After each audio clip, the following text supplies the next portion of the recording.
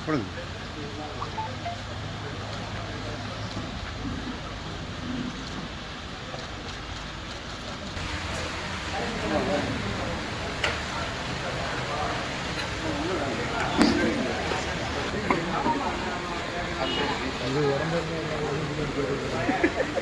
வயிறு தான் மேல இருக்கு. தலைமைச் செயலகத்தில் போய் அந்த இருக்கையில் அமர்ந்திருப்பது மாத்திரமே ஒரு முதலமைச்சரின் பணி என்று அவர் நினைத்துக் கொண்டிருக்கிறார் போல. 24 மணி நேரமும் தமிழ்நாட்டினுடைய நிலையை கண்காணித்து அதற்கேற்ப செயல்பட வேண்டும். அதற்கு உதாரணமாக செயல்பட்டவர் தளபதி மு.க. ஸ்டாலின் அவர்கள். எந்த நிமிடத்திலும் எல்லா விதமான அமைச்சர்களும் அதிகாரிகளும் அவரை தொடர்பு கொண்டு ஆலோசனை பெறக்கூடும். இல்லை என்றால் தொலைக்காட்சி வாயிலாக, ஊடகங்கள் வாயிலாக, சமூக வலைதளங்கள் வாயிலாக தமிழ்நாடு முழுவதும் நடைபெறுகின்ற சம்பவங்களை கண்காணித்து அவரே எல்லோருக்கும் அழைத்து என்ன செய்ய வேண்டும் என்ற அறிவுரைகள் எல்லாம் வழங்குவார். ஆனால் இன்றைக்கு இருக்கின்ற முதலமைச்சர் காலை 9 மணியிலிருந்து மாலை 4 மணி வரை தலைமைச் செயலகத்திற்கு வந்து செல்வது மாத்திரமே தன் பணி என்று இருக்கிறார். மாலை நேரங்களுக்கு பிறகு அவர் வீட்டுக்கு போனவரோடு அவருடைய கட்சிக்காரர்களை கூட சந்திக்க முடியாது என்ற நிலை இருக்கின்ற காரணத்தினால்தான் தமிழ்நாட்டிலே இன்றைக்கு என்ன நடக்கிறது என்பதை யாருக்கும் தெரியாமல் நடந்து கொண்டிருக்கிறது. மிக குறிப்பாக சட்டம் ஒழுங்கு சந்திச்சிருக்கிறது. இதை எதிர்க்கட்சி என்ற முறையில் நாங்கள் கூட அதிகம் இன்னும் விமர்சிக்கவில்லை. எங்களுடைய தலைவர் தளபதி அவர்கள் 6 மாத காலம் இந்த அரசுக்கு அவகாசம் கொடுக்கலாம் என்று சொல்லியிருந்தால், ஆனால் மக்கள் களத்திலே இறங்கிவிட்டார்கள். சென்னை மாநகரம் முழுவதும் இரவு நேரங்களில் மின்சாரம் இல்லாமல் ரோடுகளில் பெண்கள் உலா வருவதும் கைக்குழந்தையோடு உலா வருவதும் இன்றைக்கு ஊடகங்கள் வாயிலாக வந்து கொண்டிருக்கிறது.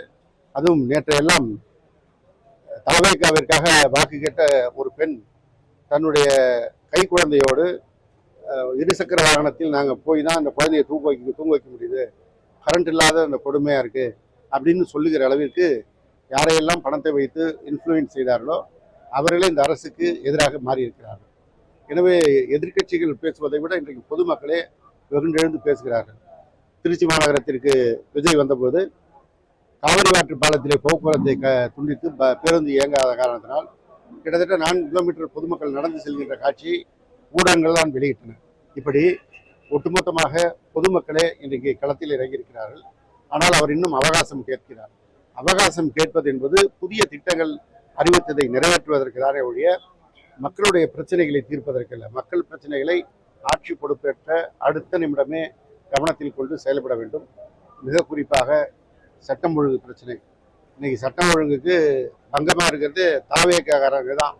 மிக குறிப்பாக எந்த பாலியல் குற்றங்களை குற்றம் சுமத்திய திமுக மீது குற்றம் சுமத்தினார்களோ அந்த பாலியல் குற்றங்களை தாவேக்காவை சேர்ந்தவர்களே இழைத்துக் கொண்டிருக்கிறார்கள் என்ற செய்தி தான் தினம்தோறும் வருகிறது. அவர் இன்னும் கத்தி படத்துலையும் தெரிய படத்துலையும் நடித்த மாதிரியே தான் நினச்சிட்டு இருக்காரு. அந்த மேடையில் நான் வாயில வந்துருங்கிறாரு, இன்னொரு வார்த்தை சொல்றாரு, நான் என்ன அப்படிங்கிறாரு. இதுக்கெல்லாம் அந்த டேஷ்லாம் ஃபில்அப் பண்ணோம்னா ரொம்ப தரக்குறைவாக இருக்கும். அவங்களுடைய விர்ச்சுவல் வாரியர்ஸே இதை கண்டிக்கிறாங்க. ஒரு பொண்ணு சொல்லுது, அண்ணா நீ முதலமைச்சர் ஆகிட்டன்னா கொஞ்சம் ஞாபகம் வச்சு பேசுனா அப்படின்னு அவங்களுடைய விர்ச்சுவல் வாரியர்ஸே இன்னைக்கு வீடியோ போடுகின்ற நிலைமைக்கு வந்து விட்டது. ஆனால் வெளி உலக தொடர்பே இல்லாமல் இருக்கின்ற காரணத்தினால் விஜய்க்கு இது எதுவும் தெரியாது. அவருடைய ஸ்கிரிப்ட் ரைட்டர்கள் என்ன எழுதி தர்றாங்களோ, திரைப்படத்துக்கு எப்படி டைலாக் எழுதி கொடுத்தா அதை கேமரா ஆக்ஷன் ரோல்னா அவர் ஒப்பிப்பாரோ அதே மாதிரி தான் இங்கேயும் ஒப்பிச்சார். அப்படி ஒப்பிக்கும் போதும் சில வார்த்தை தடுமாறி போய் அந்த பேப்பரை எடுத்து பார்த்து அது தூர்ந்து போன சக்தி அப்படின்லாம் பேசுகிற நிலைமையில தான் அவர் இருக்கார். அவர் மனதில் இருப்பதை பேச முன்வந்தால்தான் மக்களுடைய நிலை புரிந்து பேச முடியும்.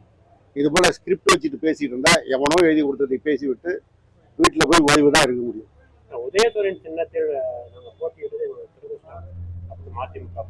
மதிமுக துவங்கியதே துரதிருஷ்டம் தான். அவர் காலமே துரதிருஷ்டத்திலே போயிட்டு இருக்கு. அதனால அவர் அதை பொறுத்து முடிவெடுக்க வேண்டியதுதான்.